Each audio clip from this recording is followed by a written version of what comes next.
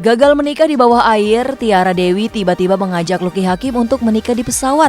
Atas calon istrinya, inilah tanggapan Lucky Hakim. Mas, gimana kalau kita nikah di sini aja, Mas? Hah?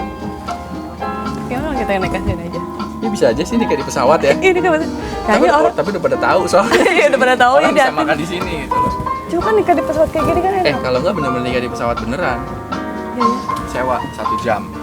Tapi kalau nikah di dalam pesawat sih bisa sih, kita charter aja Susi Air atau apa gitu kan, satu pesawat. Satu pesawat untuk ini ya. Kayaknya Mas malah rindu sama aku ya, ada jerawatnya nih. Iya, 3 hari.